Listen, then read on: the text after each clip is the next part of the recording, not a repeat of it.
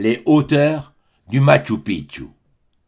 Chef-d'œuvre des Incas, l'ensemble des ruines majestueuses du Machu Picchu, rapidement évoqué il y a un instant, dans un cadre grandiose, à 2500 mètres d'altitude, fut construit au XVe siècle avant l'arrivée des Espagnols.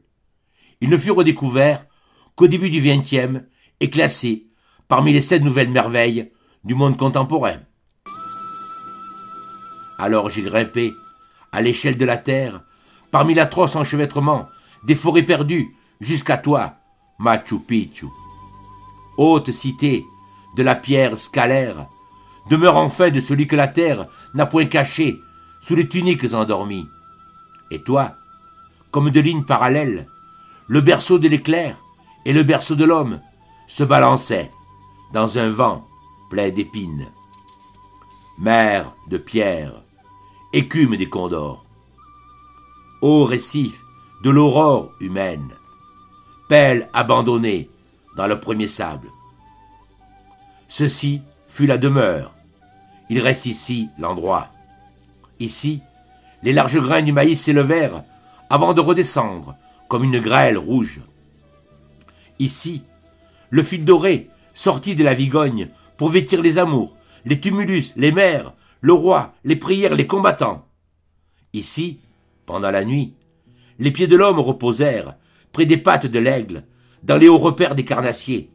Et, à l'aurore, ils foulèrent, avec les pieds du tonnerre, le brouillard raréfié.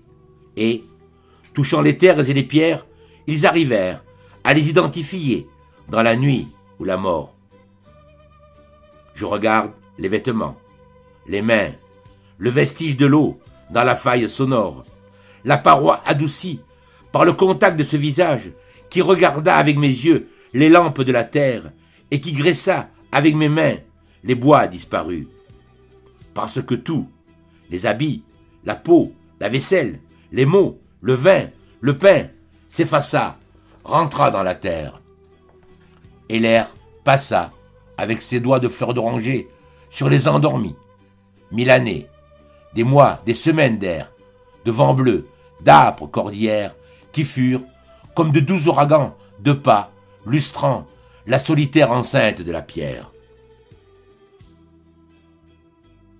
Mort d'un unique abîme, ombre d'un précipice, suprême profondeur, ainsi vit-on venir, à la pleine mesure de votre grandeur, la véritable mort, la plus dévoratrice, et de la roche perforée, et des chapiteaux écarlates, et des scalaires aqueducs, vous avez croulé bas, comme dans un automne, à une seule mort.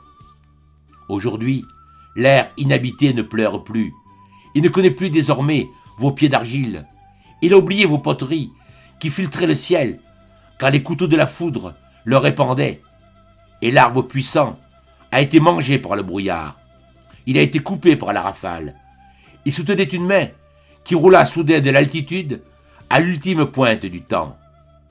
Vous n'êtes plus main d'araignée, fragile fil, toile emmêlée. Tout ce que vous fûtes est tombé. Coutume, syllabes élimées, masque, éblouissante clarté.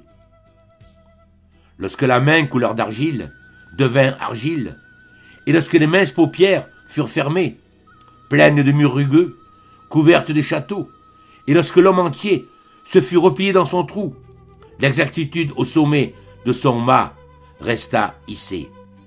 Le haut lieu de l'aurore humaine, le plus haut vase ayant contenu le silence, une vie de pierre après tant de vie.